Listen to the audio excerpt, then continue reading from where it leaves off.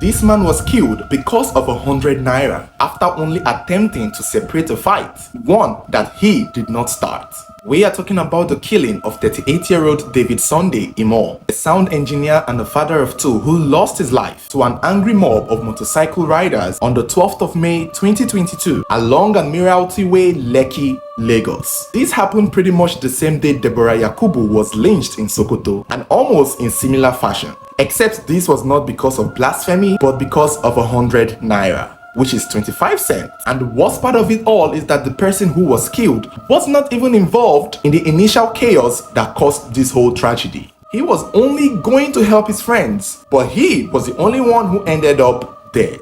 So how did all of this happen? Now, this is what we know. David and his two friends, Philip and Frank, were said to have been booked for a show at a club or at a bar known as the Beer Barn along Lekki in Lagos. David had already made it to the bar or club, wherever that place was, and he was setting up his equipment waiting for his friends, Philip Balogun and Frank. At the same time, Philip and Frank were on a motorcycle heading to the venue. Now, before they took the motorcycle, they agreed with the bikeman that the payment would be 400 naira for the both of them. And so they set for Beer Barn. On getting to Beer Barn, they offered the bikeman 500 naira, requesting for 100 naira change. But the bikeman didn't have 100 naira. And these boys were pretty much late for where they were going to. So instead of walking around looking for change, they offered the bikeman 300 naira and assured the bikeman that they were regulars around the venue, and it won't be long before they'll find him again and give him his complete 100 naira. Unfortunately for them, the bikeman was not the learned type. He most likely did not understand the English they were speaking. So when the bikeman got his 300 naira and saw the boys walking towards the club, the bikeman came down from his vehicle and reached out to one of them, tearing their clothes instantly. And in that moment, it was said one of them swung at the bikeman, decking the bikeman to his face and causing the bikeman to slump. While all of this was going on, people were watching, other bikemen were looking, and instantly alarm was raised.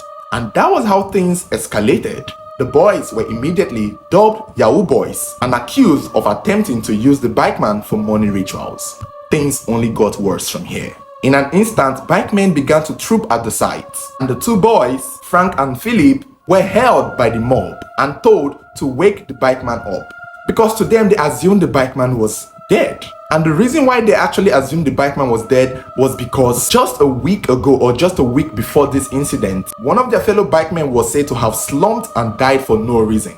And rumors began to spread that it was because the bikeman had dropped two Yahoo boys, and that it was those two Yahoo boys that killed that bikeman and used the bikeman for rituals. That story was still fresh when this one happened. So a lot of the bikemen were under the impression that this was the same situation as the previous one where the bikeman actually died. And that was why they were so vicious with these two boys. For some reason, they believed these were the two boys who even killed the previous bikeman. And so things just got heated.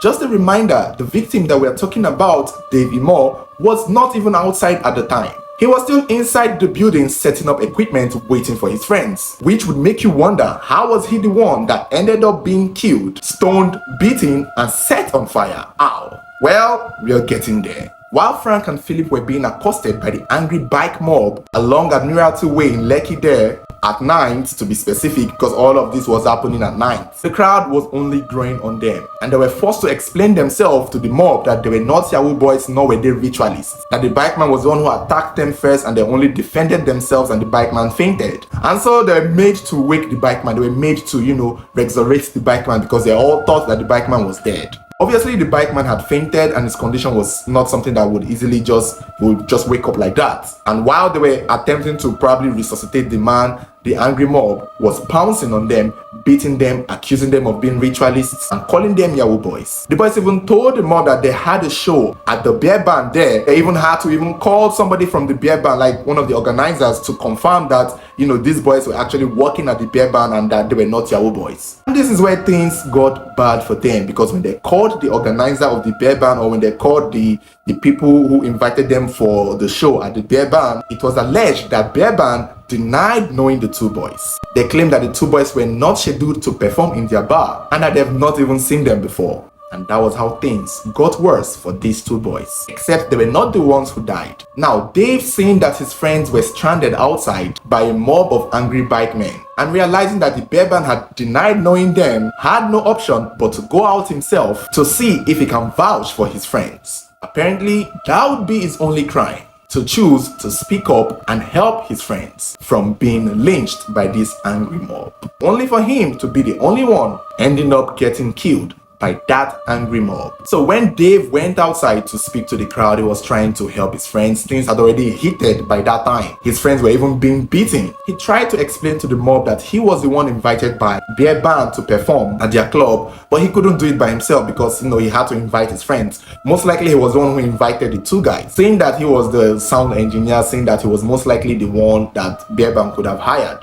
considering the fact that bear band themselves were denying the two boys. So I want to assume Dave was the one most likely hired by bear band, and Dave was the one who invited the other two boys to perform with him, which would most likely be why he felt the need to go out to help his friends out, saying that the entire establishment was not helping them. But unfortunately for Dave, things had already escalated. The friends were being beaten and stripped. He too was also being attacked and accused of being one of them, because clearly when you stand up for your friends, they will assume you are one of them. And it was almost difficult to reason to the mob of bikemen because many of them, as it was learned, were not even speaking English. From the video you would watch of the lynching, they were not speaking English. So I can imagine communication barrier playing a role in this tragedy. Even from the onset, when the two boys told the bikeman that they were regulars at the venue and that soon enough they would run into him and pay him his money completely, I don't think the bikeman would have understood that English, which would have led him to attack the boys, tearing their shirts, leading them to punching him to faint.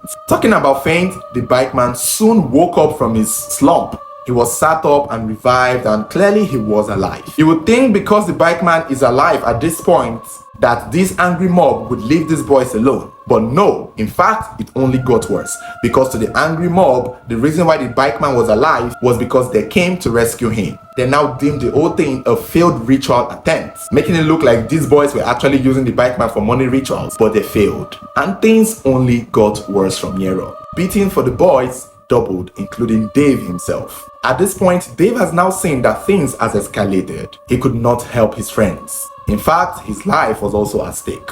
His friends were getting beaten, he was also getting harassed. Eventually, he will vanish out of the crowd and find a spot at a corner to hide for his life. I don't know why he didn't go back into bear band, but I would assume bear band must have closed their establishment at the time because they didn't want anything that was going on outside to affect their business, which may have been the reason why Dave couldn't have gone back. Maybe that was why he found somewhere else to go and hide. It was in his hiding that a lady spotted him, one of those food vendors closing up for the night, saw Dave hiding and screamed, shouting, raising alarm, drawing serious attention to him. That was how Dave was caught and assumed to be the mastermind of everything, since he was the one hiding. He was instantly beaten, and he was the first person that a tire was thrown around his neck and the fire was lit on him. At this time, his friends had already fainted on the floor. They had already been beaten. Philip and Frank were already in critical condition, probably at a corner watching their friend Dave getting set on fire. It's unclear how the crowd was dispersed or how the mob calmed down, but eventually Philip and Frank were taken to the hospital while Dave lost his life, all because of 100 naira, and all because he was trying to help his friends. As at the time of making this video, Philip and Frank are in the hospital receiving treatment. Dave is now a loss to be mourned. It's also being said that the police have also arrested 10 people in connection to the lynching of these boys and the killing of Dave Imo. A lot of people are calling out bear band and dragging them for the way they acted that night of the lynching. Many people have the opinion that bear band could have done more, that they had the power to have saved the lives of those boys, including Dave, the person they hired to perform for them. But bear band is yet to give out any statement. Dave was a father of 2, and clearly his children do not have a father anymore. It's really just unfortunate, because I personally cannot see how else this could have gone. Dave did the right thing by coming out to speak for his friends. He wouldn't have left them there. So it's not as if there was something he did that warranted this. This is a very painful tragedy, and to think it happened in Lekki, a supposedly advanced neighborhood, it's a shock. A very frightening one. It's almost as if there is nowhere that is safe now when it comes to jungle justice. So guys, let me know what you think. Let me know how else this could have gone. Share your thoughts in the comments below and share this video so more people can learn about the story of David Sunday Imo.